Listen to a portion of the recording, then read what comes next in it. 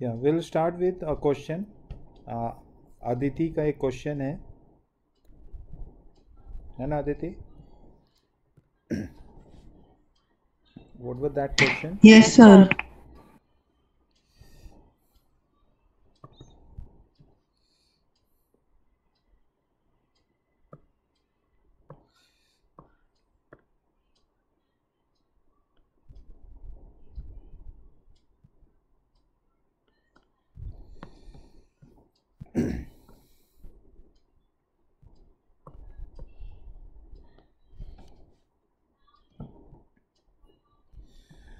So the question says the maximum height attained by projectile is 16% is increased by 10% by increasing its speed of projectile without changing the direction.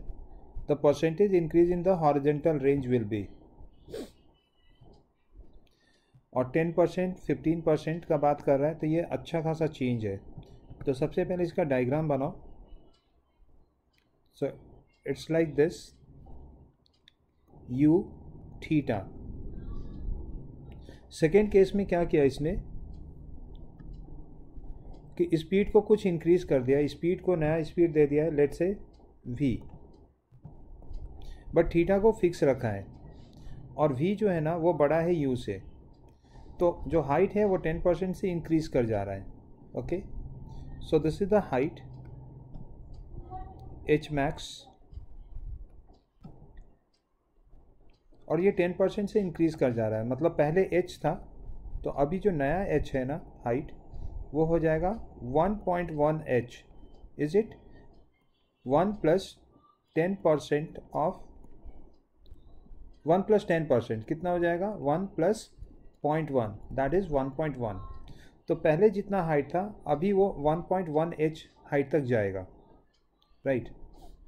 So what is the increase in the range, percentage increase in the range, ऐसा ये पूछ रहा है। क्या ये differentiation से बनेगा? देखते हैं। तो h का फॉर्मूला होता है u square sine square theta upon 2g, ठीक है। और रेंज का फॉर्मूला होता है u square sine 2 theta upon g।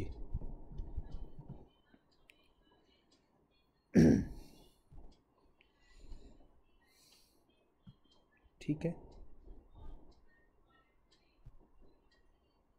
कोई बताएगा मुझे ये h डैश, ये 10% अगर लिख रहे हैं, ओके तो वो तो लिख ही दिया है। So basically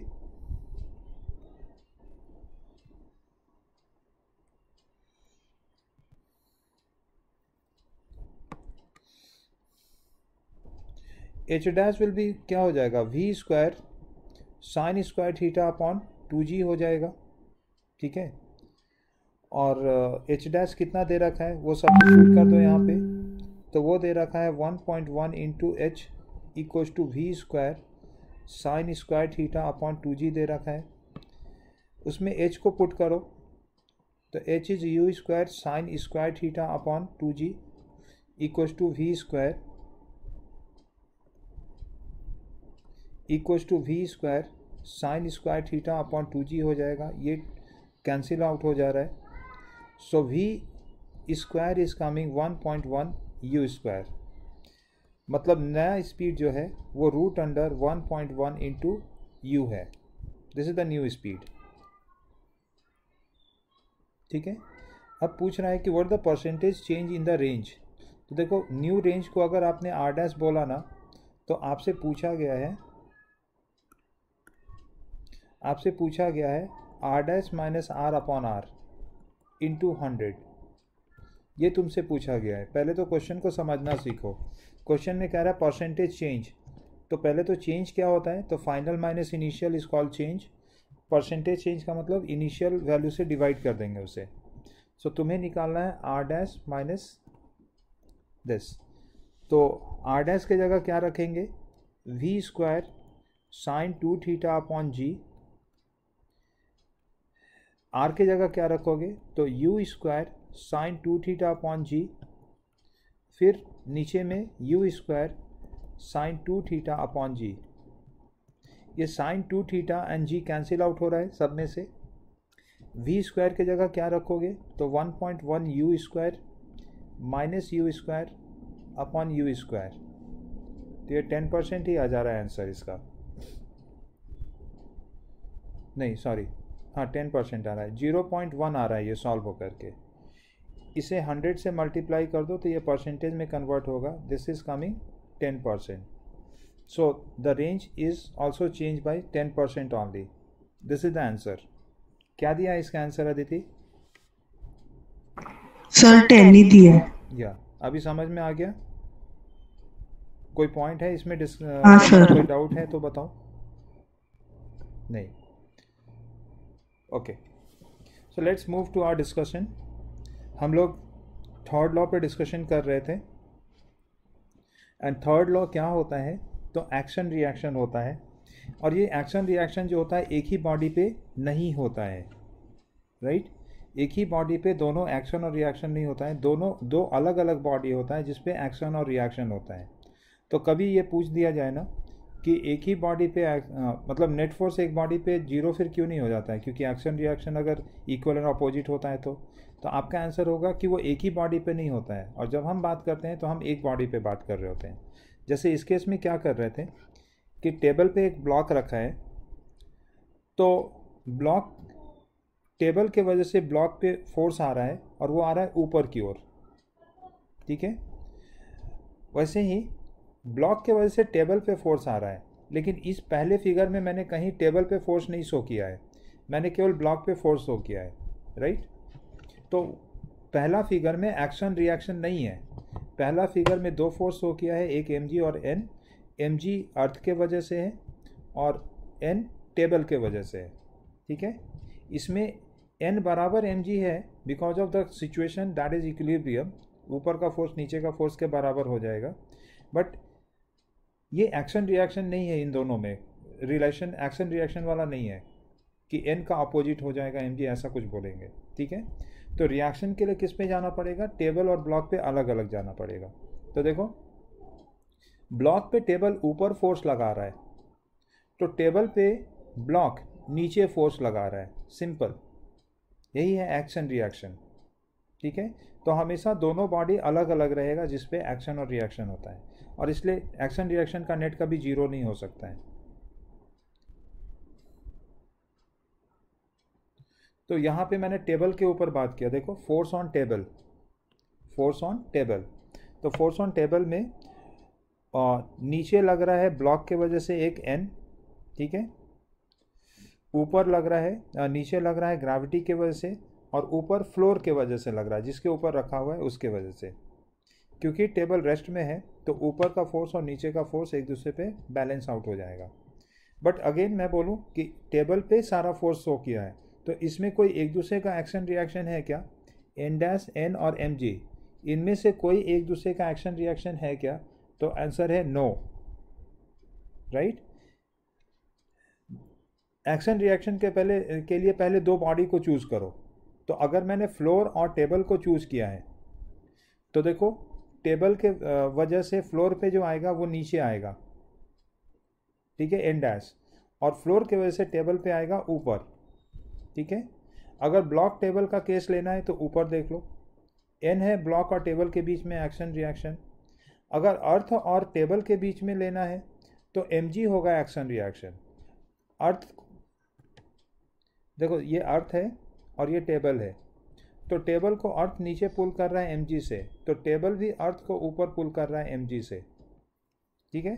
gravitational force equal and opposite होता है, अर्थ को भी टेबल पुल कर रहा है mg से ही, ठीक है? सो ये है एक्शन रिएक्शन, ओके? अच्छा, कब ये वैलिड है? क्या इक्विलिब्रियम में ही वैलिड है या फिर मूविंग केस में भी वैलिड है? तो आंसर है कि हर स्टेट में वैलिड होगा, केवल इनर्शियल फ्रेम में होना चाहिए। लिखा है ना यहाँ पे,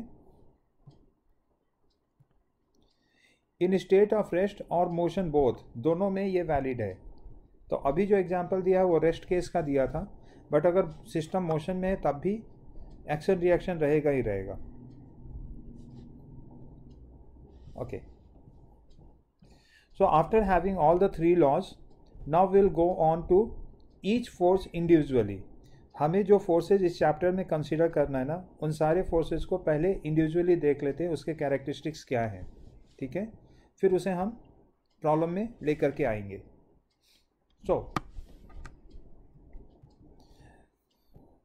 सबसे पहले टेंशन.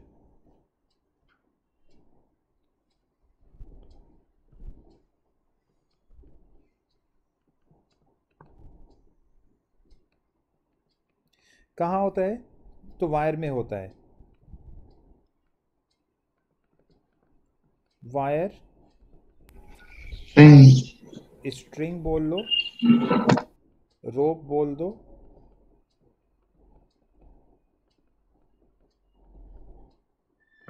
Thread and all. सबसे पहला अजम्पशन अभी जो लेना है वो ये है कि string is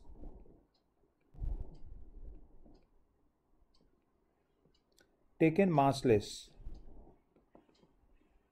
unless stated. जब तक बताया नहीं जाए कि इसमें मास है तब तक तुम्हें क्या लेना है? मासलेस लेना है. उससे क्या होगा? हमारा सिस्टम थोड़ा सिंपल हो जाएगा. कैसे होगा उस पर बात करूंगा अभी मैं, ठीक है. ये अजम्पशन है कि स्ट्रिंग को हमेशा हमें मासलेस लेना है, ठीक है. टेंशन क्या है? So it is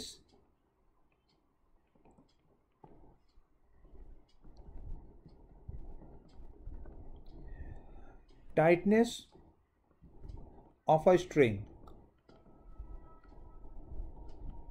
जिसे आप सिंपल फॉर्म में कहेंगे force in string.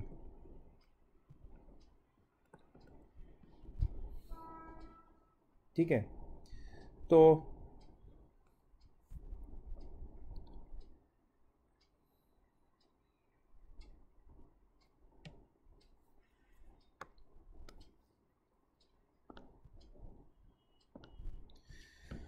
So here is the example.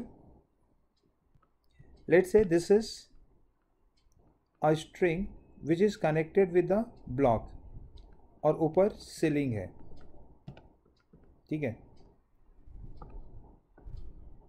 Tension is always pulling in nature, ये भी एक प्रॉपर्टी है.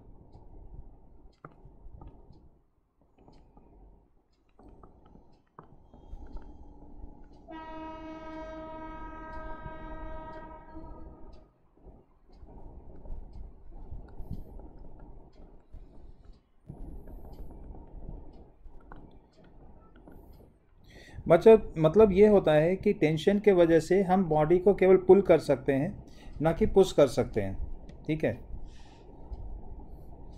सो एग्जाम्पल इज कि एक ब्लॉक है, उसे एक रोप से पकड़ के अगर आप पुल कर रहे हो सो ये ब्लॉक चलेगा, ठीक है. लेकिन अगर आप स्ट्रिंग को पुश करोगे तो ये ढीला पड़ जाएगा, स्ट्रिंग जो है वो ढीला पड़ जाएगा और ब्लॉक नहीं चलने लगेगा, राइट. सो इसीलिए हम लोग यहाँ पे बात कर रहे हैं कि टेंशन जो होता है ना वो हमेशा पुलिंग नेचर का होता है, ठीक है. सो फिर डायरेक्शन किधर देंगे टेंशन का?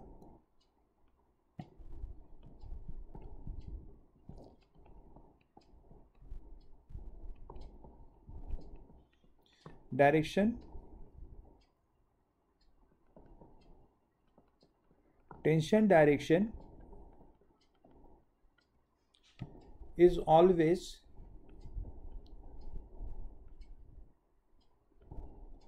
away from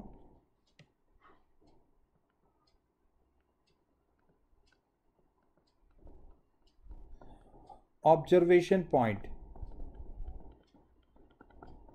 और बॉडी जो अंडर ऑब्जर्वेशन होता है उससे दूर लेते हैं, ठीक है. उससे दूर लेंगे, उसके तरफ नहीं लेंगे.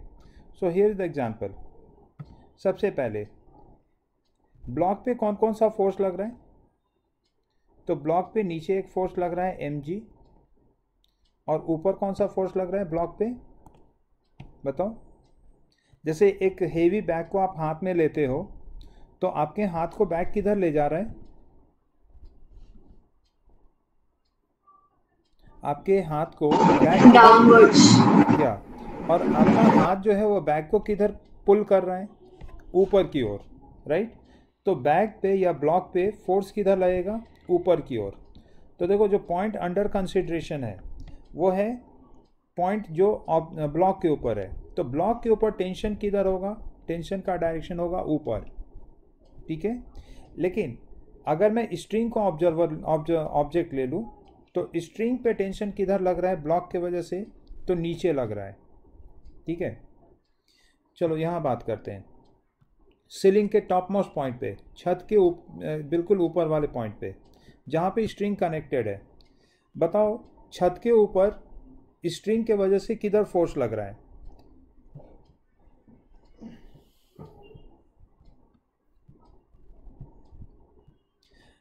अच्छा मैं ऐसे पूछता हूँ, अगर बहुत हेवी ऑब्जेक्ट होता तो ये हो सकता है क्या कि ऊपर जो क्लैंप है वो निकल आए बाहर। छत पे जो क्लैंपिंग कर रखा है मैंने स्ट्रिंग को, अगर नीचे बहुत हेवी ऑब्जेक्ट लगा दूं तो क्या वो क्लैंप वहां से निकल सकता है बाहर, टूट सकता है वहां से? Yes no? Yes sir. Yes. किस डायरेक्शन में टूटेगा तो जाएगा, नीचे, ऊपर, राइट, लेफ्ट? नीचे। नीचे आएगा। सो बहुत क्लियर है ना कि जो छत पे सीलिंग पे जो फोर्स लग रहा है स्ट्रिंग के वजह से वो किधर है, नीचे की ओर है। So force of tension will be downward, ठीक है। कहाँ पे, तो ऑन रूफ, ये रूफ के ऊपर ये फोर्स दिखाया मैंने। ये जो नीचे टेंशन दिखाया वो किधर दिखाया है, तो ऑन ब्लॉक दिखा दिया है, ये ब्लॉक के ऊपर है, ठीक है।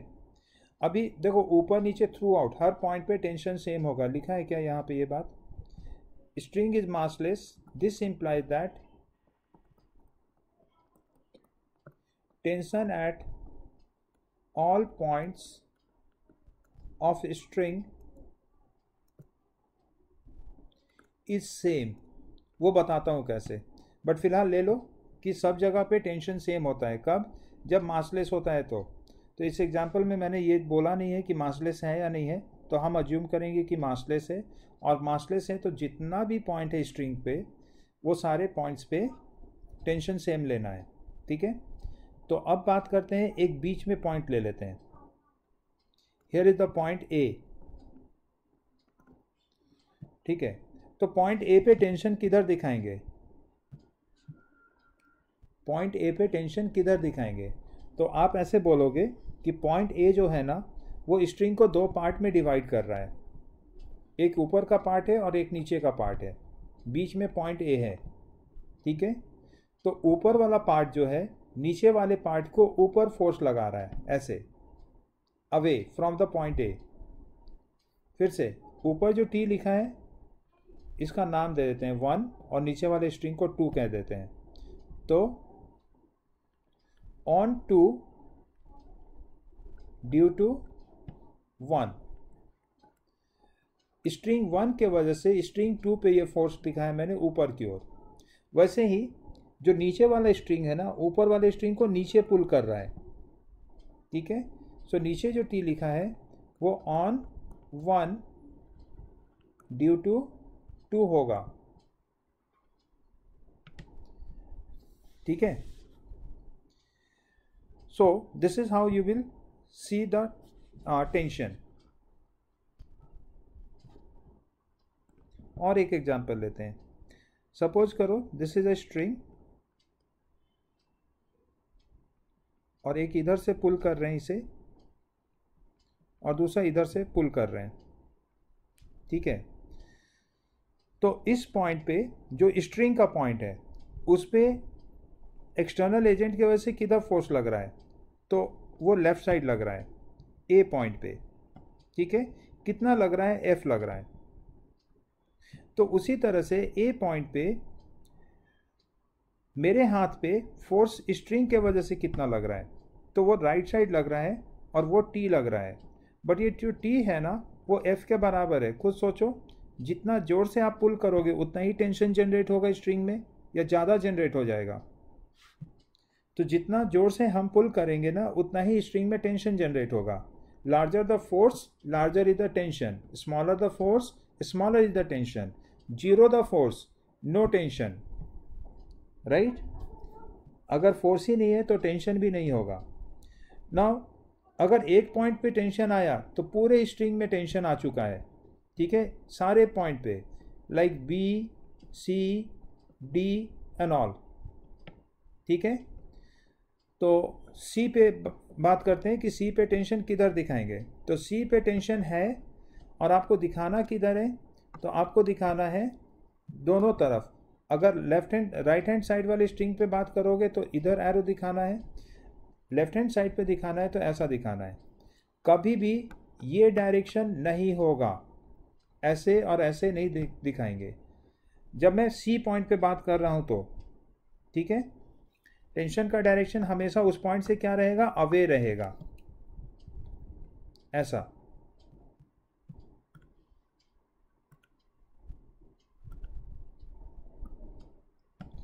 वैसे डी पॉइंट पे अगर दिखाना हो तो डी पॉइंट पे भी ऐसा दिखाएंगे, अवे.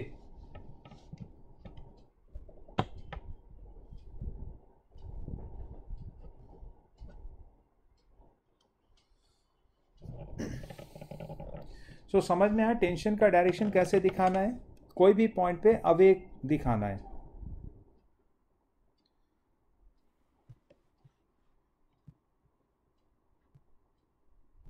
सो क्या क्या डिस्कशन हो गया. मासलेस स्ट्रिंग लेते हैं. यस बोलो.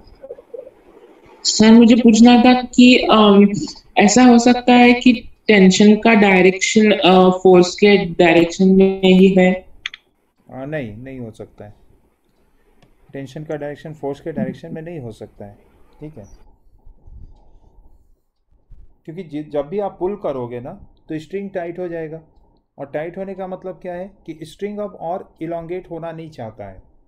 तो इलोंगेशन कब बंद हो जाएगा, जब अपोजिट डायरेक्शन में फोर्स जनरेट होगा. और यही जो फोर्स जनरेट हो रहा है स्ट्रिंग में, उसे हम टेंशन कह रहे हैं. राइट. सो मासलेस स्ट्रिंग लेना है. मासलेस स्ट्रिंग के वजह से थ्रू आउट सेम टेंशन हो जाता है. अभी वो प्रूफिंग बाकी है करना. ठीक है. Tension is always pulling in nature. हमेशा पुलिंग नेचर का होता है, तो बाहर की ओर दिखाना है और डायरेक्शन हमेशा आउटवर्ड दिखाना है, away from the point of observation और ऑब्जेक्ट. ठीक है. नाउ दो केस ले रहे हैं, एक मासलेस स्ट्रिंग ले रहे हैं और एक जिसमें मास है. ठीक है.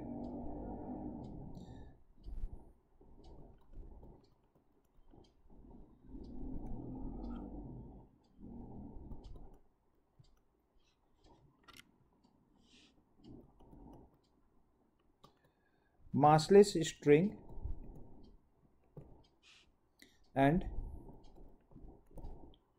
string having mass m.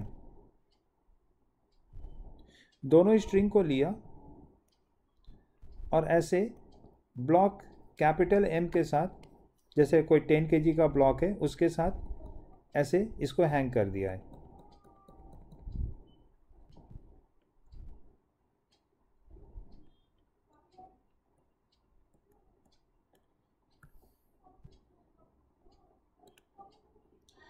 आवाज आ रहा है सभी को ना. Yes sir. Right. So there are two strings we are taking. One is massless string and other is a string having mass m. दोनों को आइडेंटिकल ब्लॉक कैपिटल M से connect करके हैंग कर दिया है सीधा सीधा. ठीक है. सो मुझे जानना है कि what is the tension at point A, B and C. दोनों फिगर में A, B the midpoint and C the topmost point. Right. तो अगर मैं ब्लॉक के ऊपर बात करूं तो ब्लॉक पे क्या लग रहा है, नीचे mg लग रहा है. ठीक है. ऊपर क्या लग रहा है, ऊपर टेंशन लग रहा है. राइट. सो पॉइंट A पे तो सीधा सीधा T बराबर mg. Everyone agree with this? Yes no. ऊपर का फोर्स और नीचे का फोर्स बैलेंस हो जाएगा ना. चल तो नहीं रहा है तो नेट फोर्स विल बी 0. ठीक है. दूसरा, अब पॉइंट बी पे बात करते हैं। तो देखो बी के नीचे कितना मास है वो देखो। तो बी के नीचे ये है सिस्टम, जो इसके नीचे है उसके ही वजह से तनाव आएगा ना, टेंशन आएगा। तो ये जो डॉटेड लाइन से सर्किल किया है उसमें कुछ पार्ट, कुछ मतलब half of the string and block एक सिस्टम में आ गया है। What is the mass of this system? Dotted line से जो मैंने इनक्लोज किया उसका मास कितना होगा? तो वो केवल कैपिटल एम के वजह से होगा, ब्लॉक के वजह से, क्योंकि स्ट्रिंग में तो मास है नहीं। सो what is the mass of this system? The mass is capital M again. Okay, तो नाउ बी पॉइंट पे ऊपर की ओर जो टेंशन होगा, अगर मैं उसे टीबी बोल दूं, तो क्या टीबी भी mg के बराबर होगा क्या? टू मेक यू मोर, इसे और बेटर तरीके से समझने के लिए मैं क्या करता हूं कि जो ऊपर स्ट्रिंग है ना, केवल बी तक लेता हूं, ये रहा, और उसके बाद एक बड़ा सा ब्लॉक लगा देते हैं। इस ब्लॉक में क्या है? ब्लॉक एम था और कुछ स्ट्रिंग पार्ट था। So what is the mass of this? Mass is still M, क्योंकि जो स्ट्रिंग आया उसका तो मास था नहीं। तो फिर से क्या बी पॉइंट पे ऊपर टेंशन है और नीचे एम जी है, क्या T B equal to M G हो जाएगा? तो यस हो जाएगा। इसका मतलब टी ए और टी बी इक्वल आ गया। ठीक है, वैसे ही जरा सी पॉइंट पे सोचते हैं। तो आपको सी पॉइंट के नीचे क्या है वो सारा देखना है।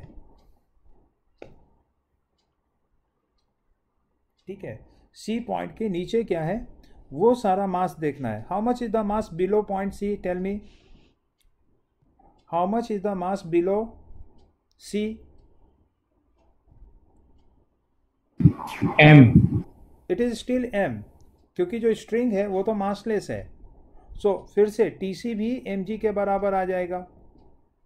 और यहाँ से ये बात प्रूफ हो गया है कि टी ए बराबर टी बी बराबर टी सी है। That is tension at all the point are same if the string is massless.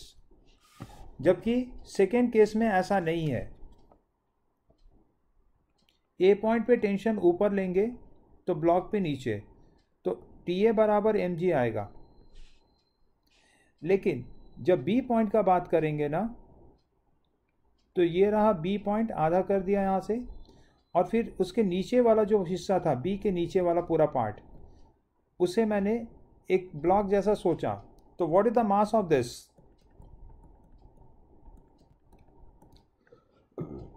What is the mass of this block? So it is capital M plus small M by two. Small M by two क्यों आया है?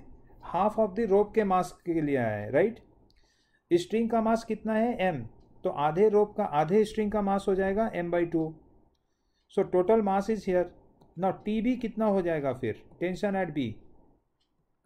सो tension at B is equal to M plus small M by two into G, right? कोई मुझे बताओ what is the tension at C?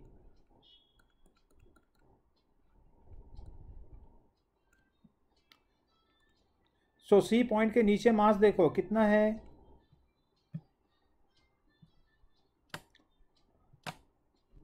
C point के नीचे मास कितना है?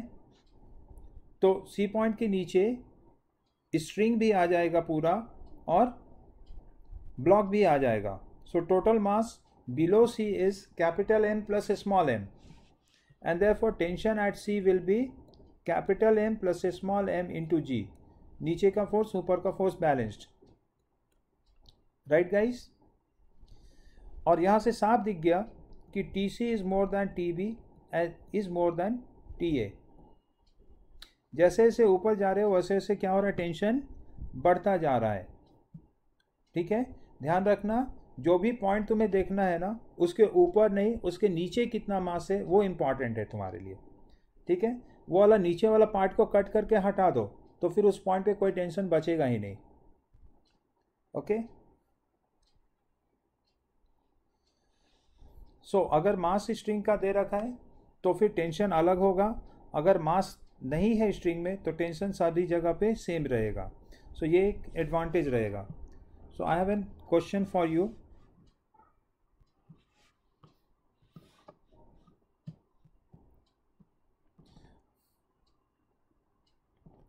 5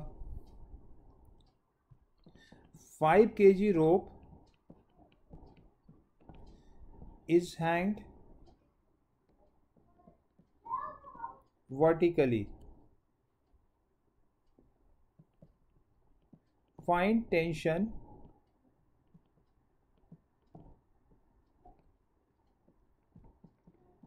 at middle of rope B point पे and at top of rope जो कि C point है at bottom of rope जो कि A point है and here is the figure.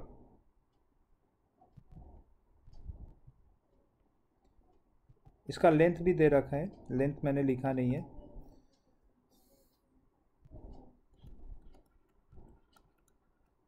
Length is given 10 metre, हालांकि ज़रूरत नहीं है लेंथ का. So bottom most point is A, mid point is B and top most point is C. चलो बताओ.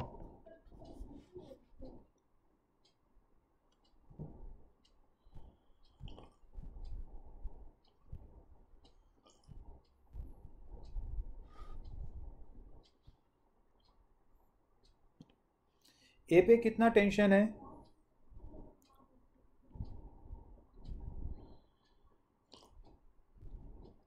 नमन, सॉरी परम, परम. यस, कोई बोल रहा था? हाँ सर, मैं बोल रहा था नमन. यस, बताओ. सर ए पे 9.8 ही आएगा. उसे जी बोल दो. हाँ सर, जी. मतलब 10 बोल दो. तो ए पे 9.8 एम जी बोलते हैं ना, केवल एम नहीं बोलते हैं, एम इंटू जी बोलते हैं, राइट? 15 न्यूटन. या 15 न्यूटन. 50 किस पॉइंट पे? 50 किस पॉइंट पे? सर 50 सी पे आएगा. 50 न्यूटन श्रीपति बता रहा है कि सी पे आएगा. ए पे कितना आएगा श्रीपति?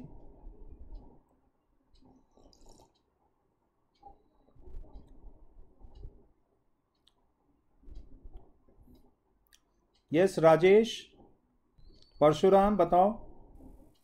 Yes sir. ए पे कितना टेंशन होगा? 50 न्यूटन.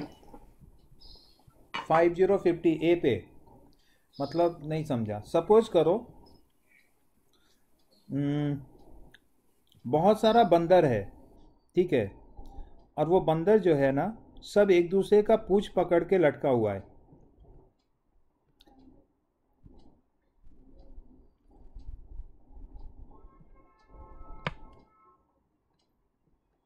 सो मुझे ये जानना है सी, बी और ए में सबसे खुश कौन होगा, इसमें सबसे मजे में कौन होगा? ए. और सबसे पेनफुल स्थिति किसका है? ए. सबसे रो रहा होगा कौन इसमें? सी. सी सबसे ज्यादा रो रहा होगा, है ना, उसका पूंछ टूटने वाला है. अब इतना लोड आ गया है उसके पूंछ पे कि अब नहीं बचने वाला. Is it? तो क्या हो रहा है, सी अपने नीचे कितना वेट लगा हुआ है वो देख रहा है ना, कि अपने ऊपर क्या है वो देखेगा. तो ऊपर नहीं, नीचे, है ना. ए क्यों इतना हैप्पी मूड में है? क्योंकि वो एकदम मजे में है कि मेरे नीचे तो कोई है ही नहीं जो मुझे खींचेगा. ठीक है. So what is the tension in tail of A? 0. What is the tension in tail of A? It is 0. तो वही तो यहाँ पे है. जो ए पॉइंट है ना उसके नीचे क्या मास है? कुछ भी नहीं है. तो ए में कोई टेंशन होगा क्या? Yes, no? तो tension at A is 0. Tension at B होगा तो तुम्हें क्या देखना है? बी के नीचे कितना वेट है वो देख लेना है. बताओ कितना है? टोटल रोप का मास है 5 kg, तो आधे रोप का मास हो गया 2.5 kg, right? So what is the tension at point B, और डायरेक्शन क्या होगा, तो यहाँ से ऊपर की ओर T B, that will be equal to M g, और यहाँ पे होगा 2.5 इंटू जी के जगह 10 लगा दिया, सो 25 न्यूटन। टी ए बराबर 0, टी बी बराबर 25। अब आ जाओ सी पॉइंट पे, तो सी पॉइंट पे अब बताओ मुझे what is the total mass below C. C के नीचे पूरा मास कितना है, 5 kg, है ना, तो m इंटू जी हो जाएगा, सो इट इज 50 न्यूटन।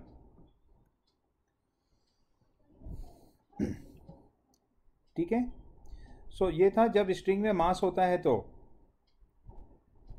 चलो फिर से मैं इसी क्वेश्चन को रिपीट कर रहा हूँ ताकि थोड़ा तुम लोगों का विजुअलाइजेशन इंक्रीज हो।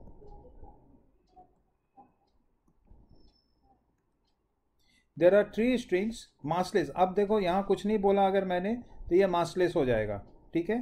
तो 3 मासलेस स्ट्रिंग्स, और ये 10 किलोग्राम और ये 5 किलोग्राम का 2 ब्लॉक लगा हुआ है। So what is the tension at A, tension at B and tension at C. और कोई क्वेश्चन आए तो बता देना मन में। I want to know what is the tension at A, tension at B and tension at C. बोलो। A पे 0। ए पे 0 होगा क्योंकि ए के नीचे कोई ब्लॉक है क्या, मास है क्या? नहीं, और जो तीनों स्ट्रिंग लिया है वो मासलेस है, ठीक है। ए पे 0, बी पे 100। ए पे 0 होगा, बी पे B जब पे टेंशन 100 निकालना होगा तो बी के नीचे देखो कितना है, 100 न्यूटन। सो बी के नीचे एम जी 100 न्यूटन आ जाएगा, so T B is coming 100 newton. Sir C पे 150 न्यूटन। Very good. क्या ये सबको समझ में आया? मैं तो ऐसा बोलता हूँ कि सी को जब देखना हो ना तो ये रहा स्ट्रिंग सी, और उसके नीचे जो ब्लॉक था ना ये, वो पूरे को एक इकट्ठा कर लो, तो ये कितने किलोग्राम का हो गया, 15 किलोग्राम का हो गया। तो ऊपर है टी सी और नीचे है एम जी। एम जी का मतलब 15 into 10, and for equilibrium you know that T C will be equals to 150। So tension is always pulling in nature, ये बात सबको क्लियर हो चुका है, राइट। तो ये जो मासलेस होता है ना, इसके वजह से पुली के दोनों तरफ भी टेंशन बराबर होता है। एक और हाईलाइट कर रहे हैं पॉइंट,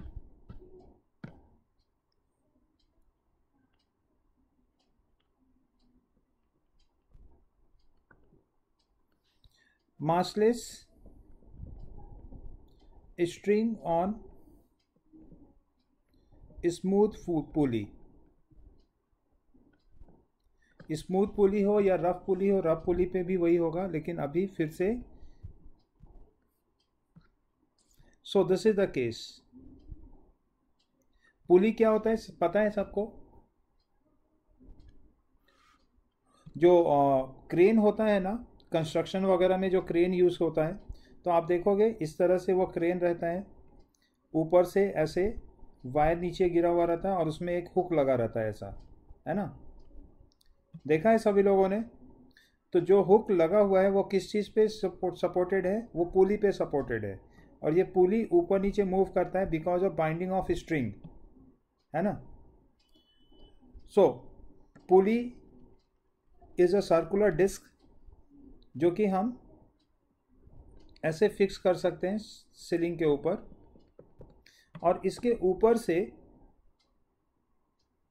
ऐसे रोप पास करा देते हैं, ठीक है। तो जब मैंने बोला है स्मूथ पुली है, तो अगर आप स्ट्रिंग को खींचेंगे ना तो ये पुली चलेगा या नहीं चलेगा, मुझे बताओ। सब चलेगा। स्मूथ पुली है तो नहीं चलेगा, फ्रिक्शन होना चाहिए, रोप और पुली के बीच में फ्रिक्शन होना चाहिए पुली को रोटेट होने के लिए, ठीक है।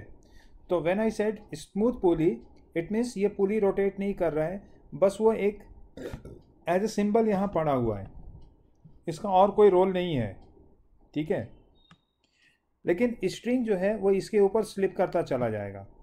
बहरहाल इसमें देखो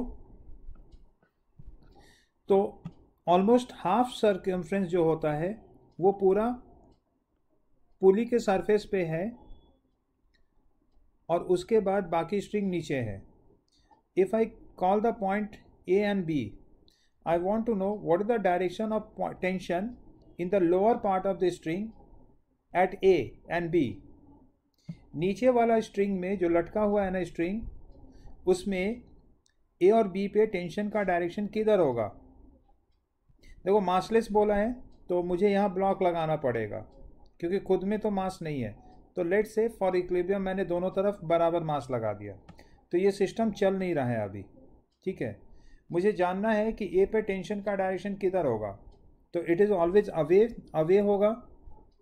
तो ए से नीचे वाले स्ट्रिंग पे नीचे की ओर दोगे, बी पे किधर दोगे तो नीचे वाले स्ट्रिंग में नीचे की ओर दोगे। सो this is the tension T, this is the tension T. नीचे जो ब्लॉक है उस पे टेंशन किधर दोगे, ऊपर दोगे, ऐसा, ठीक है। massless string on the pulley, okay. What is total force on the pulley? Total force on pulley, कोई बताएगा फिगर देख के।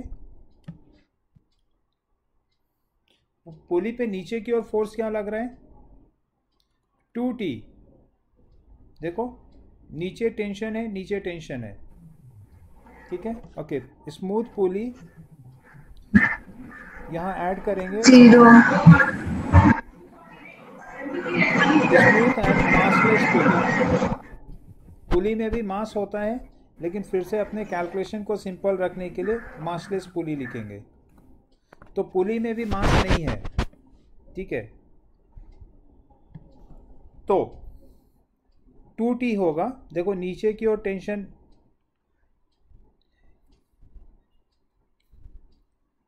ये डाउनवर्ड हो गया, यस। नेट 0 होगा पुली पे, क्योंकि नीचे पुली को पुल किया जा रहा है। तो जो क्लैंपिंग किया हुआ है ना ऊपर, ये जो सपोर्ट दे रखा है वो पुली को ऊपर की ओर पुल कर रहा है, ठीक है। तो नेट फोर्स पुली पे 0 है, लेकिन नीचे की ओर total force on the pulley is 2T downward, ठीक है।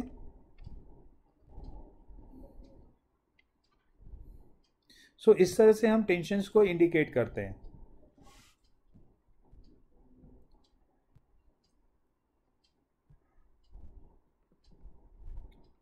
Force on pulley due to clamp equals to F upward, ठीक है। फॉर इक्विलिब्रियम क्या इक्वेशन बनेगा बताओ, F बराबर 2T, है ना। नीचे का फोर्स और ऊपर का फोर्स बराबर हो जाएगा, क्योंकि पुली चल नहीं रहा इसलिए, ओके गाइस। तो ये था कुछ केसेस।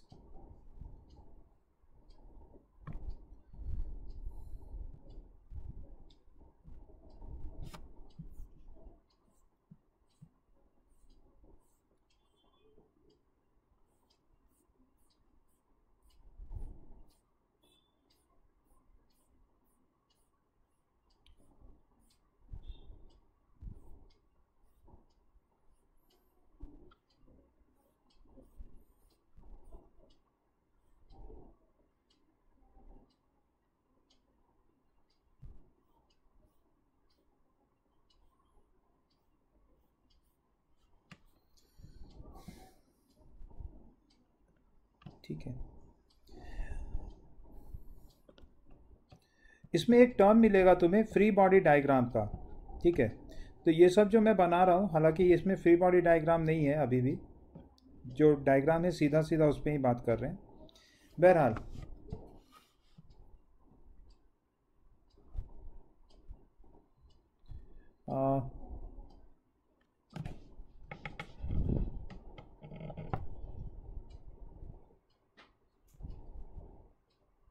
एक सेकेंड गाइस.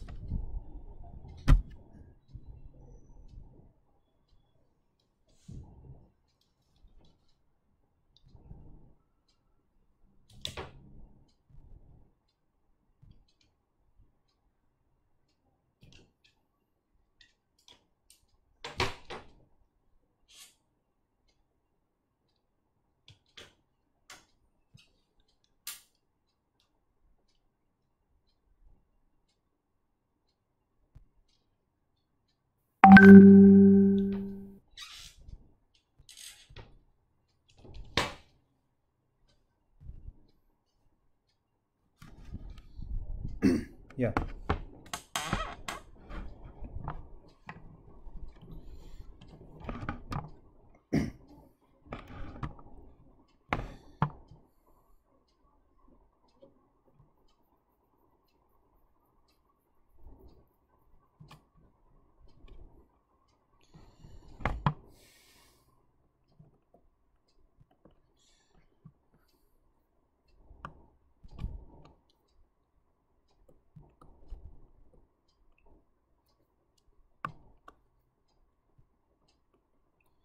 Indicate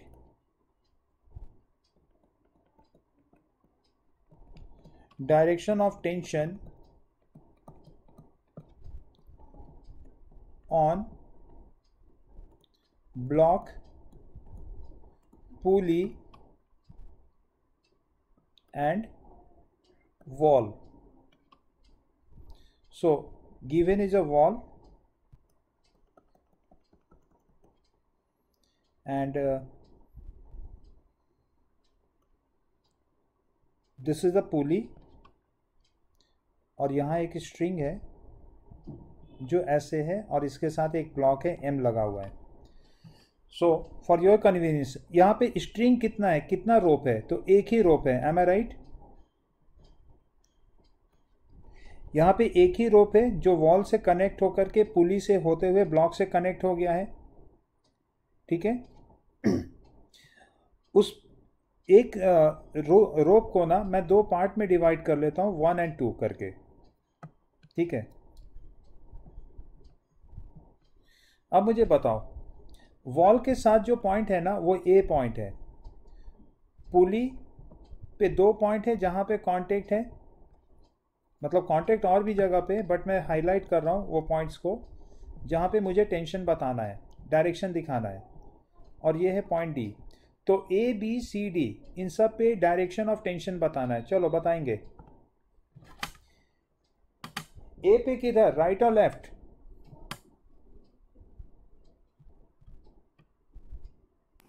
right.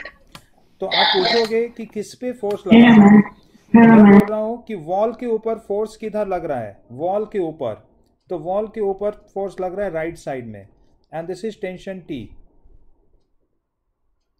ठीक है. ऊपर ये बात लिखा था क्या, या यहाँ लिखना था एक पॉइंट मुझे. Tension on both side of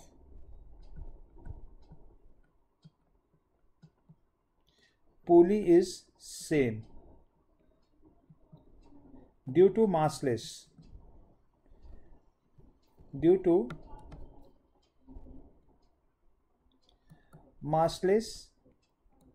and smooth pulley. पुली के मासलेस होने के वजह से पुली के दोनों तरफ का टेंशन जो होता है वो बराबर लेते हैं और वो टी लेते हैं. ठीक है.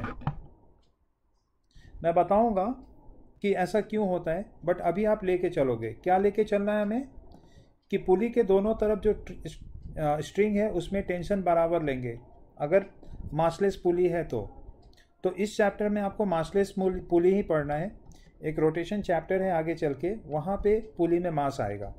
राइट. तो यहाँ जब भी हम जितना भी पुली शो कर रहे हैं they all are massless. Okay. So now B point पे बताओगे टेंशन कहाँ है. बी पॉइंट पे, B is the point on the pulley. तो लेफ्ट डायरेक्शन में शो करोगे और वो भी टी होगा. ए पॉइंट पे किधर टेंशन शो करेंगे? पुली के ऊपर, सॉरी सी पॉइंट पे, सी पॉइंट पे पुली के ऊपर टेंशन का डायरेक्शन क्या होगा? तो नीचे होगा, ठीक है। और ब्लॉक वाला पॉइंट जो है डी, वहां पे टेंशन का डायरेक्शन किधर होगा? ब्लॉक के ऊपर, ऊपर, ठीक है। तो ये सब टेंशन का डायरेक्शन हो गया। तो क्योंकि रिस्पांस नहीं आया अभी, तो मैं फिर से एक और क्वेश्चन दे रहा हूं।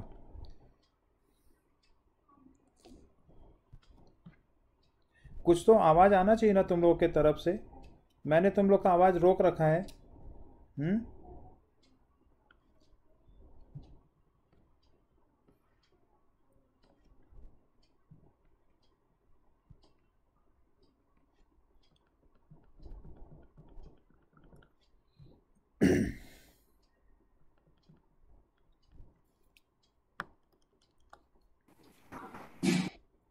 Point A, B, C and D. These are the points taken on the string. Not string exactly, we can call it कि ये जो string और block का जो junction है या ceiling का जो junction है वहाँ पे ले रखा है, ठीक है। So I want to know the direction of tension at these points.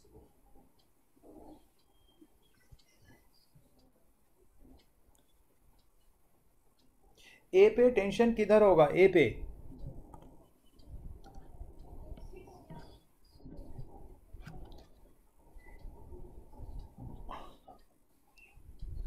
ऊपर होगा, नीचे होगा? स्ट्रिंग के ऊपर,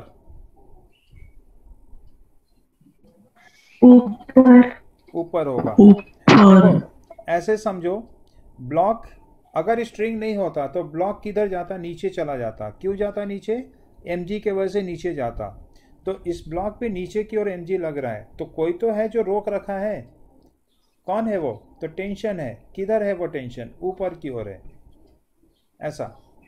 बी पॉइंट पे, ब्लॉक पे टेंशन किधर है? बी पॉइंट पे, very good, this is downward and this is downward, T.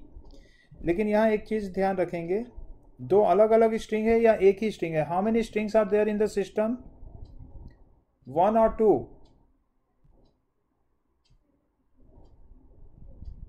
There are 2 different strings, ठीक है ना। देखो दोनों स्ट्रिंग एक दूसरे से डायरेक्टली ज्वाइंट नहीं है, इसलिए मैंने बोला यहाँ पे दो अलग अलग स्ट्रिंग है। हो सकता है वो एक ही मटेरियल का रहे, ठीक है। जबकि इस फिगर में देखो तो एक ही रोप को ए से ज्वाइंट करके पुली के ऊपर से ले जा करके बी तक कनेक्ट, ब्लॉक तक कनेक्ट कर रहे हैं, कहीं भी बीच में तोड़ा नहीं है ना। लेकिन इस वाले फिगर में स्ट्रिंग टूटा है, so the strings are not directly connected which each other. ऊपर वाला और नीचे वाला स्ट्रिंग जो है ना, एक दूसरे से डायरेक्टली कनेक्टेड नहीं है, राइट। सो टेंशन अलग अलग हो जाएगा, उस पर भी अलग से पॉइंट लिखता हूँ, बट टेंशन अलग अलग हो जाएगा। अब बताओ, सी पॉइंट पे टेंशन किधर होगा? तो ऊपर होगा टी डैश या T1। डी पॉइंट पे टेंशन किधर होगा? नीचे होगा, एंड ये होगा T1,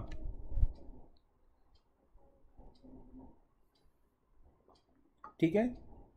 so this is how you will show the tension direction.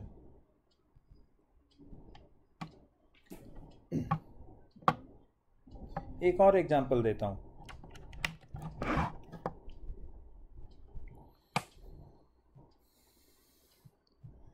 These are 2 wheels और pulley clamped on the wall। दोनों को वॉल पे हमने फिक्स कर रखा है, और एक रबर बैंड से इसके ऊपर हमने एक रबर बैंड चढ़ा दिया है, ऐसे।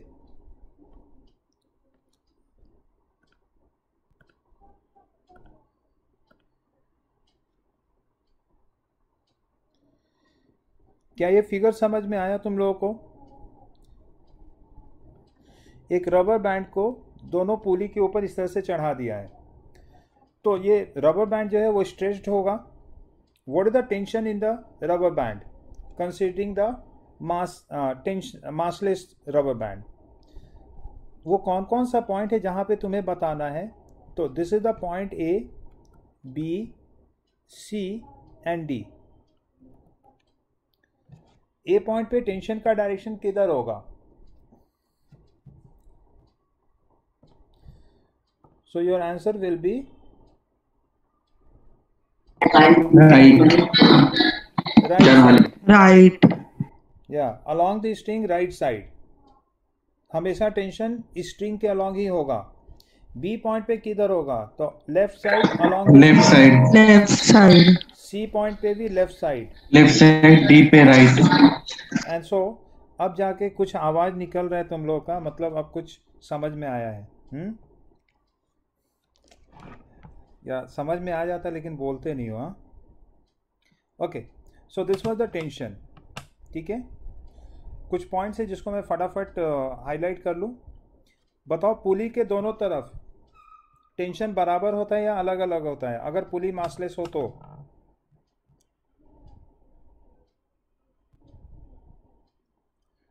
अलग बराबर होता है। ठीक है, उसी तरह से एक ही स्ट्रिंग के बराबर होता है। एक ही स्ट्रिंग के सारे पॉइंट पे टेंशन बराबर होता है अगर मासलेस स्ट्रिंग है तो। ठीक है, एक और पॉइंट जो निकल के आया वो निकल के अभी आया है, number of different string equals to number of different tension. Number of different strings equals to number of different tension। ठीक है, जैसे ये जो फिगर लिया इसमें दो स्ट्रिंग है तो दोनों में अलग अलग टेंशन है, T एंड T1 है, राइट। तो ये भी ध्यान रखेंगे, number of different strings equals to number of different tensions लेना होता है। एक स्ट्रिंग होगा तो एक ही टेंशन लेना है। चलो बताओ यहाँ पे।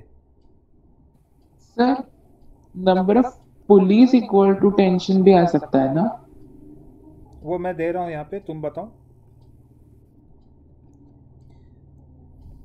पहले तो ये सिस्टम समझो, इसमें दो मूविंग पुली है, सॉरी एक मूविंग पुली है और एक फिक्स पुली है। उसके बाद एक ब्लॉक है और जो मूविंग पुली है ना वहाँ से भी एक ब्लॉक मैंने लगा दिया। चलो ये क्लैंप के थ्रू नहीं, स्ट्रिंग के through. So I want to know how many strings are there in this figure. This is M1 and this is M2। How many different strings are there in this figure? 2. One is saying 2 strings. कोई और answer करो। 4 हाँ, 4 4 भी निकाल लिया। कैसे? 2 again. So the number of strings are 2 only, right. देखो ये रेड वाला जो है ना, ये पूरा एक स्ट्रिंग है ना। The single string which is running from ceiling to the first pulley, then to the second pulley and to the block M1. So this is one single string। और दूसरा स्ट्रिंग जो है वो ब्लैक वाला M2 से connected है। So number of strings are 2। ठीक है, तो इसमें दो अलग अलग टेंशन तुम्हें लेना पड़ेगा, 2 स्ट्रिंग्स।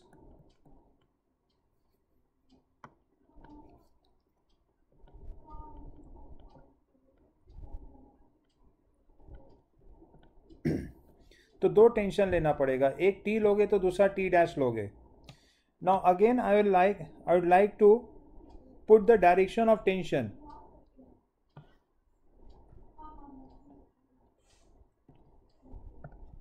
सो M1 पे टेंशन किधर लग रहा है? ऊपर। ठीक है, पुली पे नीचे लग रहा है।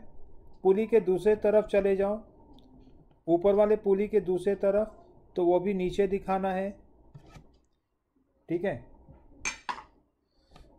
नीचे वाले पुली पे बात करो तो ऊपर दिखाना है T, और फिर रूफ पे दिखाएंगे नीचे की ओर, दैट इज ऑल्सो T।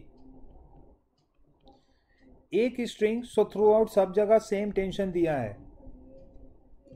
क्यों लेते हैं? तो ये आपको पता है, मासलेस होने की वजह से ऐसा होता है। ठीक है, जो दूसरा स्ट्रिंग है ना, उस पे अगर ब्लॉक के ऊपर दिखाऊं तो ऊपर की ओर दिखाना पड़ेगा मुझे। M2 पे टेंशन किधर है? ऊपर। Let's call it T dash. तो जो पुली है जिसके साथ लगा हुआ है उस पे दिखाना पड़ेगा T डैश नीचे। Anyone has to ask anything? इसमें दो टेंशन है, T and T dash.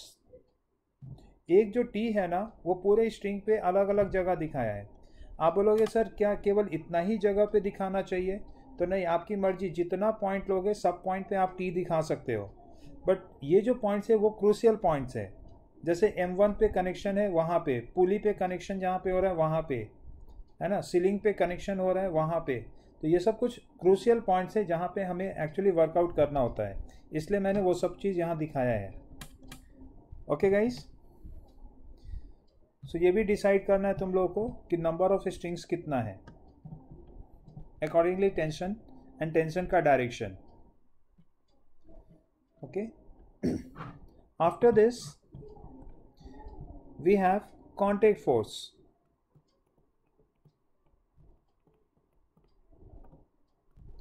Contact force, obviously the force which comes due to the contact is called contact force. Now this contact force has two types. One is friction force and other is normal contact force. Normal contact force को capital N से denote करते हैं और friction force को small f से indicate करते हैं। Contact force को C से इंडिकेट करते हैं। और भी बातें पता लगेगी, लाइक फ्रिक्शन फोर्स जो होता है ना, it is tangent to the surface in contact. Tangent to surface in contact.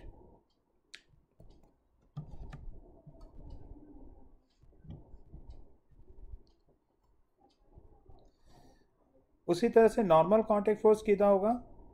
It is perpendicular to surface in contact. Perpendicular to surface in contact. ठीक है, तो अलग अलग करेंगे। तो सबसे पहले नॉर्मल कॉन्टैक्ट फोर्स के ऊपर बात करते हैं।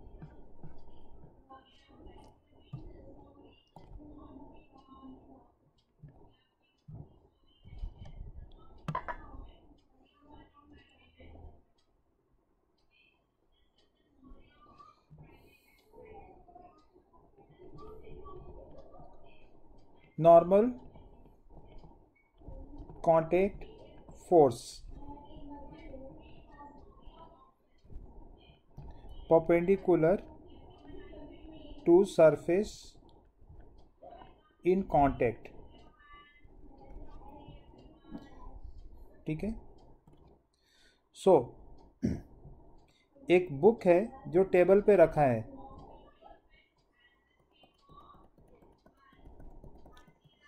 सो पहले तो आइडेंटिफाई करो where is the surface in contact. So this line is the surface in contact, right. अभी इस पे अगर यहाँ पे कॉन्टैक्ट लाइन दिख रहा है तुम्हें, तो इसके परपेंडिकुलर डायरेक्शन में ब्लॉक पे, तो आप ब्लॉक पे एक डायरेक्शन शो करोगे ऐसे, इसका नाम देंगे N। और ये क्या है? Due to table on block और बॉक्स। ठीक है, तो ब्लॉक के ऊपर टेबल के वजह से ऊपर की ओर फोर्स लग रहा है। सो सरफेस के परपेंडिकुलर डायरेक्शन में लग रहा है, ये क्लियर है। ठीक है,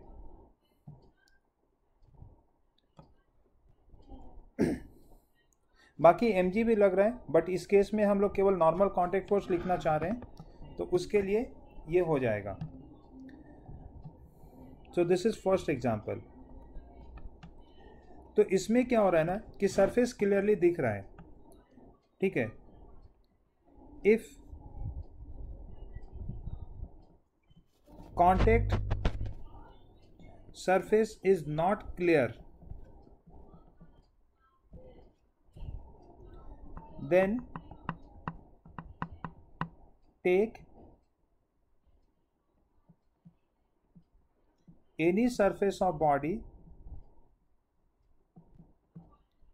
in contact. मतलब यहाँ पे क्या हुआ ना कि दोनों फ्लोर एंड ब्लॉक दोनों का सरफेस जो है वो कांटेक्ट में पूरा दिख रहा है. लेकिन सपोज करो एक ब्लॉक का केवल एक पॉइंट ही है जो कांटेक्ट में है. ठीक है, तो उस केस में आप किसी एक सरफेस जो क्लियर दिख रहा होगा ना, केवल उसका सरफेस ले लो और उसके वजह से आप कांटेक्ट फोर्स बना दोगे. So the example is here. Let's say this is a wall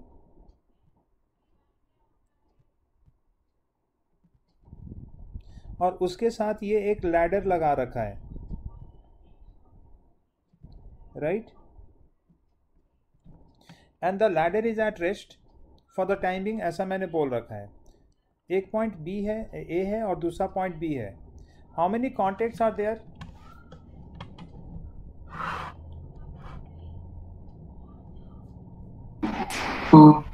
there are 2 points of contact. तो दोनों पॉइंट पे मुझे नॉर्मल कांटेक्ट फोर्स बताना है, लैडर के ऊपर बताना है. तो देखो 2 पॉइंट है, यहाँ रेड डॉट से दिखा रहा हूँ. एक ब्लैक डॉट दिखा है जो लैडर के ऊपर है और बिल्कुल उसके बगल में जो वॉल है वहाँ पे एक डॉट है. ठीक है, वैसे ही फ्लोर पे एक डॉट है और दूसरा डॉट जो है वो लैडर के ऊपर उसके बिल्कुल करीब में है. ये दोनों डॉट एकदम आसपास में है. सो जो ब्लैक डॉट है ना वो लैडर का है. तो लैडर पे वॉल के वजह से फोर्स किधर लग रहा है? तो आपका आंसर आएगा परपेंडिकुलर टू द सरफेस, क्योंकि वॉल का सरफेस क्लियर है, उसका परपेंडिकुलर डायरेक्शन ये होता है. ठीक है, सो हम लिखेंगे यहाँ पे, इसका नाम दे देते हैं N1. तो ऑन लैडर किसके वजह से है? Due to wall, due to wall. ठीक है ना, दीवार के वजह से ये चीज आ रहा है. Similarly come on floor, B point पे जरा आ जाओ. बी पॉइंट पे लैडर के ऊपर फ्लोर के वजह से किधर नॉर्मल कांटेक्ट फोर्स लग रहा है? So normal to the surface, so it will be perpendicularly upward. Call it N2. ठीक है, due to floor on ladder.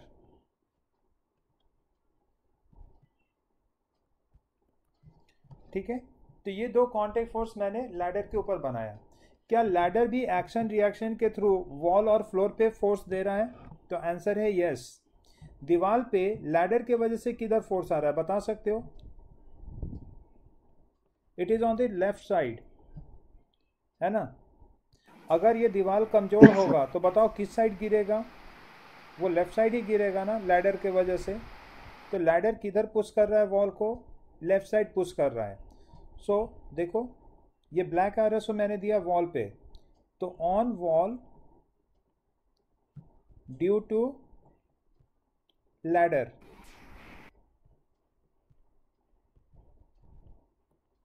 कितना मैग्नीट्यूड क्या होगा? मैग्नीट्यूड क्या होगा? तो N1 ही होगा, इक्वल एंड अपोजिट. क्या ये जो फिगर में N1 2 दिखाया मैंने, एक ही बॉडी पे दिखाया? Tell me yes no. 2 N1 दिख रहा है सभी को? क्या ये दोनों N1 एक ही बॉडी पे है?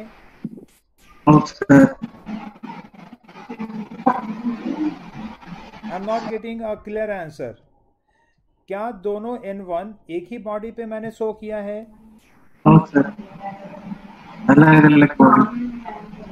या इट इज नो, राइट. एक लैडर के ऊपर है, दूसरा वॉल के ऊपर है. How can you say wall and ladder as a same object? No, they are different things. तो इन दोनों पे दोनों बॉडी अलग अलग है जिसपे ये N1 है. लैडर पे दोनों N1 नहीं है.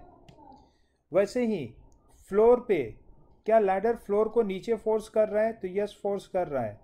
This is contact force N2, equal and opposite. ठीक है ना, ऑन फ्लोर बाय लैडर. सो जब कांटेक्ट पॉइंट क्लियर नहीं रहता है, इसमें क्या हुआ है, एक बॉडी का एक पॉइंट है और दूसरे बॉडी का पूरा सरफेस है. तो जिसका सरफेस क्लियर रहता है वहां पे आप कांटेक्ट फोर्स दिखा देंगे. एक और एग्जांपल देखो, जैसे फ्लोर पे एक स्फीयर रखा है, तो स्फीयर का एक ही पॉइंट कांटेक्ट में रहेगा ग्राउंड के, जो बॉटम मोस्ट पॉइंट होगा, right.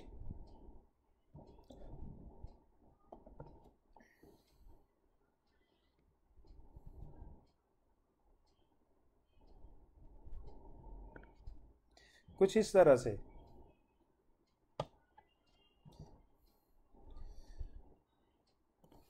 So here is the point in contact. So sphere के ऊपर किधर फोर्स लग रहा है? फ्लोर के वजह से. Upward perpendicular. सो एक डॉट ऊपर ले लेते हैं और एक डॉट जस्ट नीचे ले लेते हैं. तो ऊपर लग रहा है ड्यू टू फ्लोर, इसे नाम देंगे N का. और नीचे फ्लोर पे लग रहा है, यह है, यहाँ लिख रहा हूं मैं, on floor due to sphere. और ऊपर में जो है ऑन स्फीयर है ड्यू टू फ्लोर.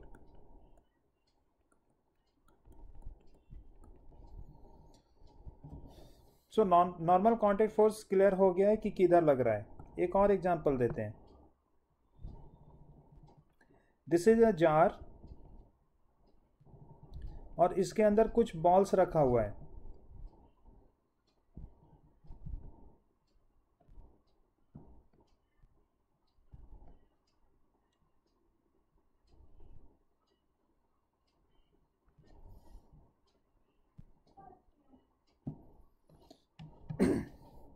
जैसे इस तरह से बॉल्स रखा हुआ है. हमें शो करना है इस फिगर में normal contact force. So let's call it 1. हालांकि फ्री बॉडी डायग्राम के बिना नहीं होगा. And let's call it 2. ठीक है. सो पहले तो आइडेंटिफाई करो where are the contact points. There are 4 contact points. Yes, 1, 2, 3 and 4. A, B, C and D. They are the contact forces. They are the contact points. और यहाँ पे contact force होगा. ठीक है. सो कहाँ पे होगा वो contact force का डायरेक्शन शो करना है. तो A पे अगर दिखाना है ना, तो हम रेडियल डायरेक्शन में दिखाएंगे क्योंकि वो वॉल के परपेंडिकुलर आ जाएगा. बी पे अगर दिखाना है तो देखो दोनों स्फेरिकल सरफेस है, तो एक टैंजेंट बनाओगे और टैंजेंट के परपेंडिकुलर डायरेक्शन में, मतलब स्फेयर है ना, तो फिक्स हो गया कि रेडियल डायरेक्शन में ही होगा. तो एक फोर्स इधर आ जाएगा. ये जो अभी बनाया मैंने वो 1 के ऊपर लगाया है 2 के वजह से.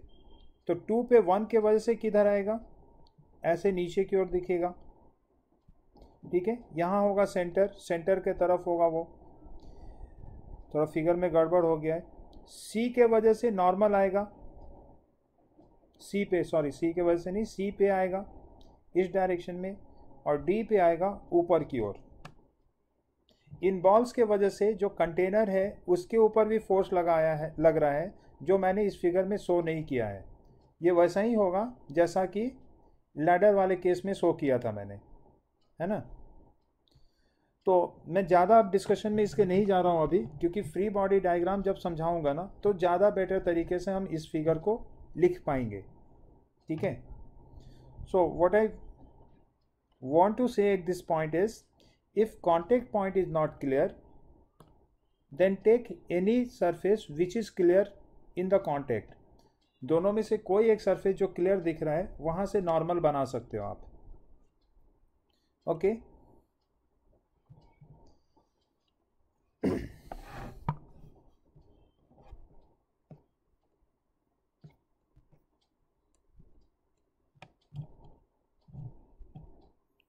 सेकेंड लेते हैं friction force.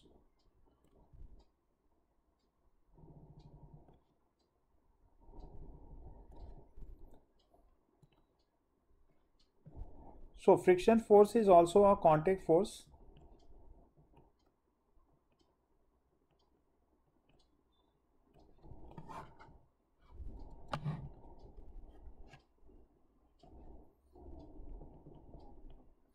So we are interested in direction only for the time being. What is friction force?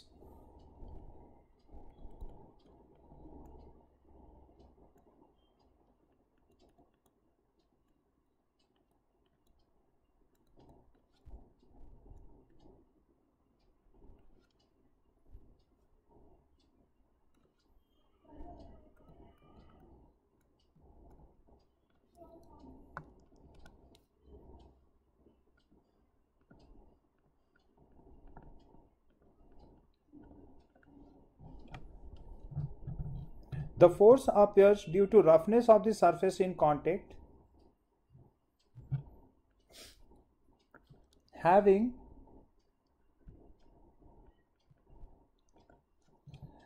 a relative motion or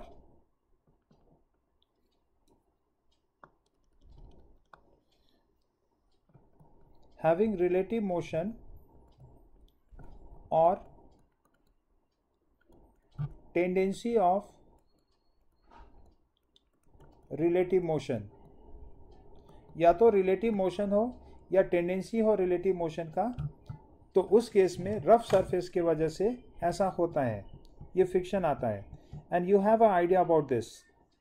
so let's say this is a block kept on the table, rough surface, दोनों ही surface rough है। एक बात याद रखना, एक surface rough हो और एक सरफेस बिल्कुल स्मूथ है तो भी फ्रिक्शन नहीं लगेगा, राइट। फ्रिक्शन क्यों आता है? तो फ्रिक्शन आता है सरफेस में इंटरलॉकिंग के वजह से। ये रफ सरफेस है, तो दूसरा जो ब्लॉक है ना उसका भी सरफेस रफ होना चाहिए ताकि देख रहे हो ये इंटरलॉक हो सके, है ना, ये सरफेस एक दूसरे के साथ कांटेक्ट में आए और यहाँ पे फंस सके, ठीक है। अगर दूसरा सरफेस बिल्कुल स्मूथ होगा तो क्या फ्रिक्शन अपीयर होगा? तो आंसर है नो, ठीक है। जो सेकेंड बॉडी है ना उसमें फ्रिक्शन लगेगा ही नहीं क्योंकि इंटरलॉकिंग नहीं हो रहा है माइक्रोस्कोपिक लेवल पे सरफेस के बीच में, ठीक है। लेकिन पहला बॉडी का फ्रिक्शन होगा फ्लोर के साथ क्योंकि दोनों सरफेस रफ है, ठीक है। Will go in detail but अभी नहीं। मुझे ये बताओ कि ब्लॉक में मूवमेंट नहीं है तो क्या ब्लॉक में फ्रिक्शन फोर्स है?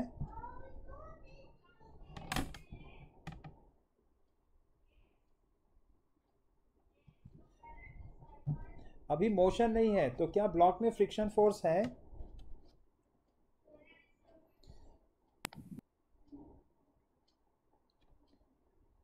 No answer is coming. नहीं है। No sir. और जब आप पुल करना शुरू करोगे तो जैसे ही पुल करना शुरू करोगे ना वैसे ही जो ग्राउंड है ना वो उल्टे डायरेक्शन में एक फ्रिक्शन फोर्स लगाएगा। तो तुम्हें समझना कैसे वो समझो कि किस डायरेक्शन में फ्रिक्शन आएगा। फोर्स लगाने से आप मान के चलना कि फ्रिक्शन नहीं है अगर, तो फोर्स लगाने से ब्लॉक किधर चलेगा? तो आप बोलेंगे ब्लॉक राइट साइड जाएगा। तो वो एक पॉइंट ले लो सरफेस के करीब में, तो इसमें मोशन किधर आएगा? राइट साइड आएगा। तो ग्राउंड के रेस्पेक्ट में डॉट ए राइट साइड चल रहा है, लेकिन फ्रिक्शन का काम क्या होता है? रोकना। तो बताओ ए पॉइंट पे किधर फोर्स लगेगा ग्राउंड की वजह से ताकि ये रुके? तो आंसर होगा लेफ्ट साइड, है ना। सो ए पॉइंट पे लेफ्ट साइड में फ्रिक्शन आएगा। ओके, इस बात को हम ओवरऑल ऐसे पीछे की ओर दिखा देते हैं और बोलेंगे on block due to floor, ये फ्रिक्शन किसके वजह से आया है? ब्लॉक पे आया है, फ्लोर के वजह से। हमें ये भी बात पता है कि इक्वल एंड अपोजिट फोर्स लगता है दो कॉन्टैक्ट बॉडीज के बीच में। तो अगर फ्लोर ब्लॉक पे लेफ्ट साइड में फ्रिक्शन दे रहा है तो एग्जैक्टली इतना ही फ्रिक्शन फ्लोर को ब्लॉक के वजह से आगे मिल रहा है ऑन फ्लोर बाय ब्लॉक। क्या ये बात क्लियर है?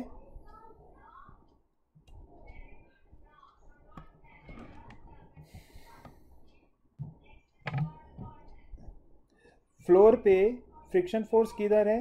अच्छा, ऐसे यूज़ करते हैं हम लोग, इरेजर यूज़ करते हैं ना पेपर पे क्लीनिंग करने के लिए। पेंसिल से लिख दिया कुछ तो पेपर पे इरेजर मूव करते हो। मुझे बताओ कि जैसे इरेजर को मैं नीचे मूव कर रहा हूँ तो पेपर किधर की ओर मुड़ जाएगा, नीचे की ओर या ऊपर की ओर? इरेजर को अगर नीचे की ओर मूव कराऊँ और पेपर जो है वो सिकुड़ सकता है तो किधर की ओर वो सिकुड़ जाएगा? नीचे। नीचे की ओर। इसका मतलब ये हुआ कि रबड़ के वजह से जो फ्रिक्शन फोर्स आ रहा है पेपर पे वो नीचे की ओर आ रहा है, जिधर रबड़ चल रहा है उधर ही फ्रिक्शन फोर्स आ रहा है, राइट, पेपर पे। वैसे ही यहाँ देखो, ब्लॉक जिधर चलेगा उधर ही फ्लोर पे फ्रिक्शन फोर्स आ जाएगा, और रबड़ पे पेपर के वजह से फ्रिक्शन फोर्स किधर है? तो opposite to the motion of the रबड़ और इरेजर, राइट। तो वही चीज़ यहाँ पे हो रहा है, समझना है तुम्हें। इसका ट्रिक मैं सिखा रहा हूँ कि क्या करोगे। जो सरफेस इन कांटेक्ट होगा ना, उसे वहाँ पे दो डॉट ले लेना है, और डॉट लेने के बाद ये सोचना है कि अगर स्मूथ होता तो किधर जाता, तो फ्रिक्शन किधर लगेगा, जिधर जाएगा उसके उल्टे डायरेक्शन में लगेगा, ठीक है। So see here,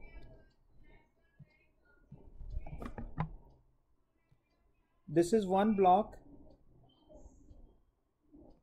this is another block, and this is floor, ठीक है। नेमिंग कर देते हैं 1 2 3। और मैंने ना ऊपर वाले ब्लॉक को खींचना शुरू किया। सारा सरफेस रफ है, जहाँ जहाँ कांटेक्ट है they all are rough in nature. देखो, इसमें नॉर्मल कांटेक्ट फोर्स भी है, लेकिन अभी हमारा केवल डिस्कशन चल रहा है फ्रिक्शन फोर्स पे, तो नॉर्मल कांटेक्ट फोर्स mg ये सब इसमें नहीं दिखाएंगे for the sake of simplicity. तो देखो क्या करना है, मुझे पता करना है कि 1 2 और 3 पे किधर फ्रिक्शन फोर्स लगेगा, राइट। तो क्या करोगे आप कि आप डॉट्स लोगे सरफेस के करीब।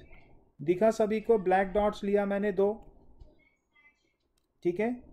वैसे ही नीचे भी ले लेते हैं, कहीं भी लो, लेकिन बिल्कुल ये दोनों डॉट ऑलमोस्ट एक दूसरे के करीब है। एक फ्लोर पे है 3 पे, और एक ब्लॉक 2 पे है। समझ में आया? 2 डॉट्स ले लिया मैंने। अब सोचना ये है कि अगर फ्रिक्शन नहीं होता तो फिर 1 पे फोर्स लगाने पे 1 किधर चलता विदाउट एनी हिंडरेंस? बताइए, राइट और लेफ्ट? राइट। सो फ्रिक्शन किधर आएगा? 1 पे। Right right right. जिधर जा रहा है उसके ऑपोजिट डायरेक्शन में ना।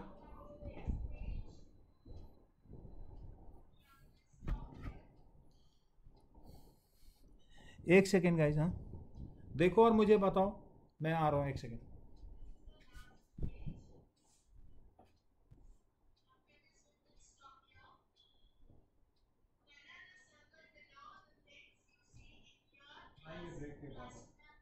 उसमें वो कॉकरोच लग रहा था इसलिए रख दिया है यहाँ पे।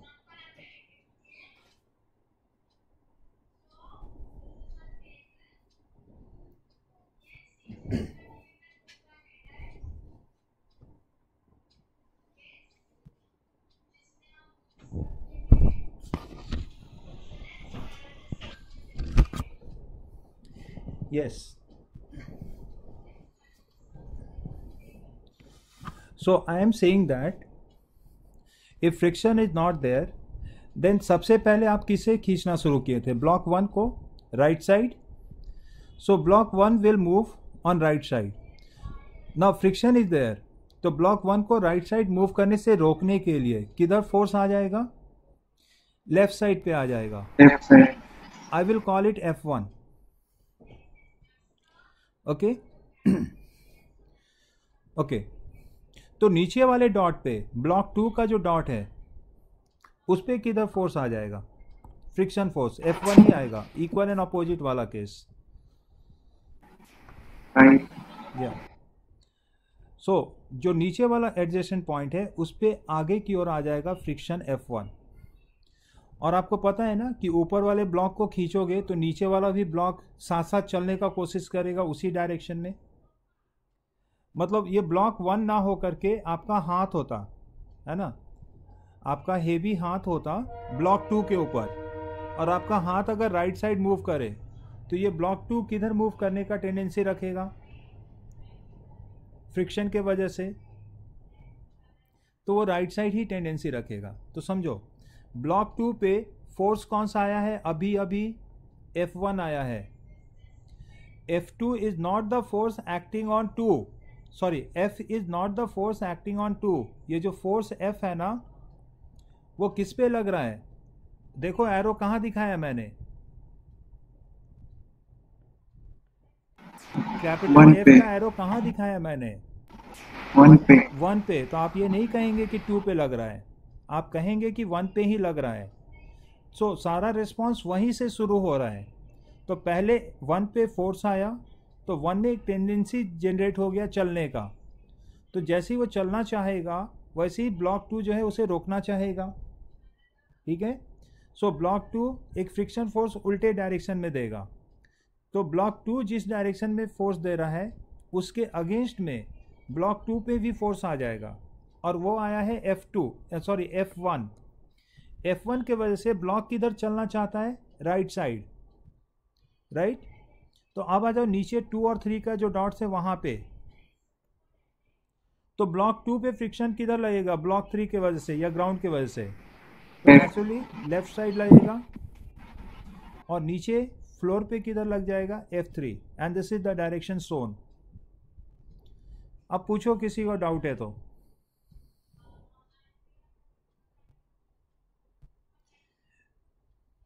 सबसे पहले फ्रिक्शन किधर लगता है? तो it's act parallel to the, लिखा नहीं है मैंने ना,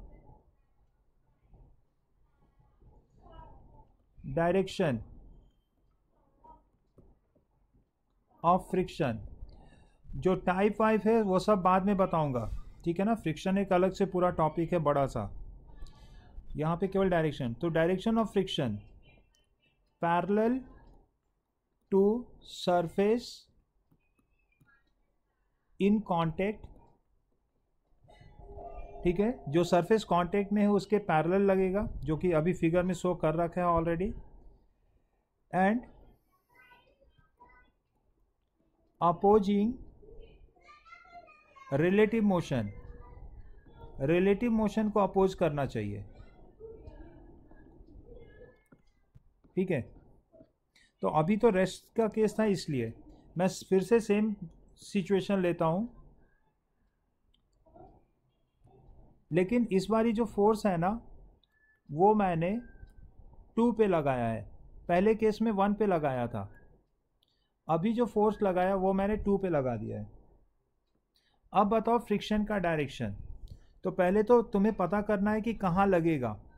सो there are again 2 contacts are there, 1 और 2 के बीच में एंड 2 and 3 के बीच में.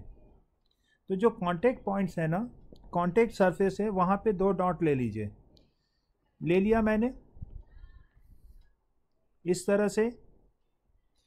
अब उसके बाद कौन पहले चल रहा है उसे चलाओ सोच करके कि फ्रिक्शन नहीं होता तो किधर जाता. उसके बाद उसे अपोज करने के लिए फ्रिक्शन को लेके आओ. तो ब्लॉक 2 पे फोर्स लगा राइट साइड, तो ब्लॉक 2 क्या हुआ? राइट साइड चलना शुरू किया. तो ब्लॉक 2 के ऊपर जो फोर्सेस, जो डॉट्स है, उस पर फ्रिक्शन फोर्स किधर लगेगा? Left side. लेफ्ट साइड लगेगा. ठीक है, so here is F1 and here is F2। ठीक है, दोनों फ्रिक्शन अलग अलग होगा, क्यों अलग होगा वो सब बाद में डिस्कस करेंगे, लेकिन अलग सरफेस है तो अलग फ्रिक्शन लेना है। ठीक है, अब बताओ ब्लॉक 1 पे फ्रिक्शन फोर्स किधर लग रहा है?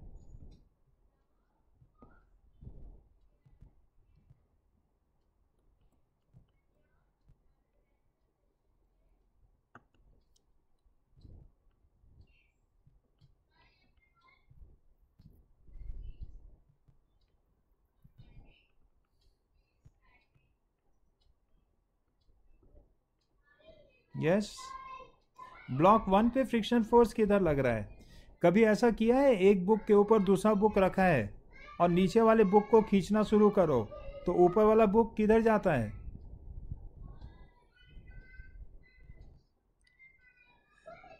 बोलने का है, अभी आप करके देख लेना। There are 2 books one upon another, और नीचे वाले बुक को धीरे धीरे खींचो तो ऊपर वाला बुक किधर जाएगा? वो भी नीचे वाले बुक के साथ साथ चलेगा ना। क्या ये पॉइंट नहीं समझ में आ रहा है? I am telling you this is, अच्छा ये एक टेबल है, टेबल के ऊपर एक बुक रखा है, टेबल को खींचो तो क्या टेबल के साथ साथ वो बुक चलता है? Yes sir. टेबल के ऊपर जो भी सामान है वो सब टेबल के साथ चलने लगता है। क्यों चलता है टेबल के साथ? क्योंकि फ्रिक्शन है उन ऑब्जेक्ट्स का टेबल के साथ में। So friction is responsible. Suppose करो स्मूथ सरफेस होता बिल्कुल, तो टेबल को खींचोगे ना तो टेबल निकल जाएगा, लेकिन उसके ऊपर जो ब्लॉक रखा होगा वो नहीं मूव करेगा। So for the movement of top bodies, ऊपर वाले ब्लॉक्स में मोशन जो आएगा वो फ्रिक्शन के वजह से आएगा। ठीक है, और दूसरा क्लू मैंने यहाँ पे बताया कि एक पे निकाल लिया है तो उसका ऑपोजिट होना ही होना है, कभी भी उसके साथ नहीं हो सकता है।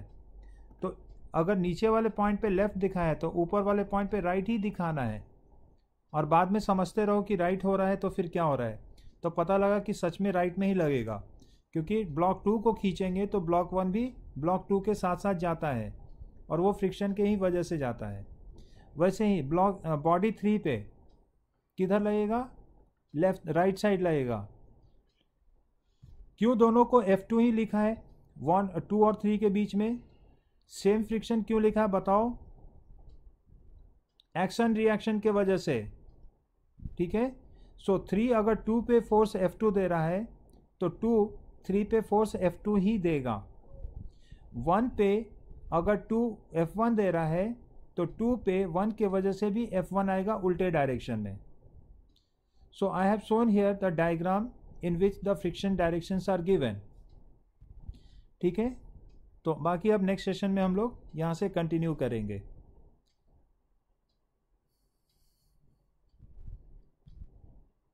Okay guys, bye bye then.